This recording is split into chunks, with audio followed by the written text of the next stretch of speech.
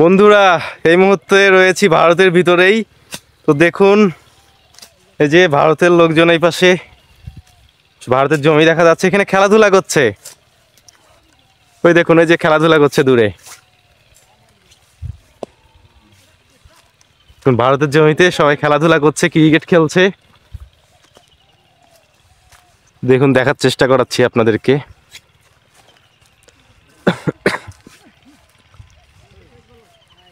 সবাই খেলাধুলা করছে এখানেই।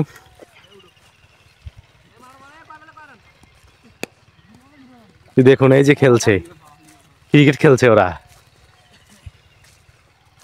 বাহ, বেশ সুন্দর খেলছে।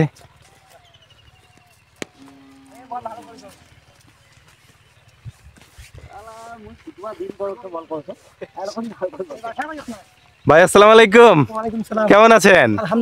আপনারা তো বেশ সুন্দর খেলাধুলা করছেন। এটা কি ভারতের জমি? এইখানে আপনারা খেলাধুলা করছেন, কিছু বলবে না বিএসএফ? না, কিছু বলে না। আপনার বাংলাদেশের মানুষ এখানে খেলছেন, কিছু বলে না আমাদেরকে। বাহ, বেশ সুন্দর খেলাধুলা করছেন এখানে।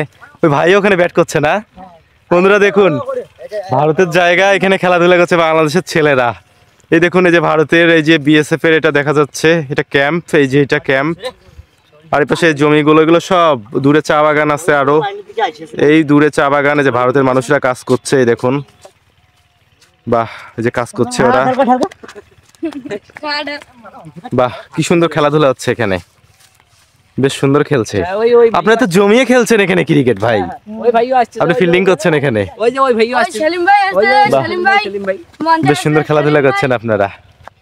সেলিম ভাইয়ের আগমন, শুভেচ্ছা স্বাগতম। কোন বোলিং আছে না এখন তো ভাই, এখন তো খেলাধুলা করতে দেখাই যায় না, গ্রামের মাঠেও ছেলেরা খেলে না। সবাই তো এখন প্রযুক্তির আধিপত্যে সবাই স্মার্টফোন নিয়েই থাকে, খেলাধুলা ভুলেই গিয়েছে।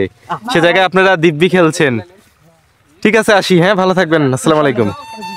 পশ্চিমবঙ্গের ছোট্ট একটি গ্রাম, বাংলাদেশের সীমান্ত ঘেঁষে। এখানে প্রায় দেখা যায় দুই দেশের ছেলেরা একসঙ্গে ক্রিকেট খেলছে। কাঁটাতারের বেড়া দূরে থাকলেও মাঠে তার কোনো অস্তিত্ব নেই। ব্যাট বলের টানেই যেন গড়ে উঠেছে এক অদৃশ্য সেতু। ভারতের মাটিতে বাংলাদেশের ছেলেরা ক্রিকেট খেলছে। এতে কোনো কৃত্রিম বিভাজন নেই, নেই কোনো রাজনৈতিক দেয়াল। খেলার প্রতি ভালোবাসাই তাদের এখানে এনেছে। হয়তো এখান থেকেই উঠে আসবে ভবিষ্যতের কোনো তারকা, যে একদিন জাতীয় দলের জার্সি গায়ে জড়িয়ে বাংলাদেশের গর্ব হবে। খেলার এমন সুন্দর সংযোগ দেখে মনে পড়ে যায় ছোট ছোট গলির ক্রিকেট, যেখানে জাতীয়তা কিংবা সীমান্তের কথা কেউ ভাবে না। শুধু একটা বল, একটা ব্যাট আর খেলার প্রতি ভালোবাসাই মুখ্য। হয়তো এখান থেকেই গড়ে উঠবে এমন কোনো প্রতিভা, যার ব্যাটের ঝলকে একদিন গোটা ক্রিকেট বিশ্ব তাকিয়ে থাকবে।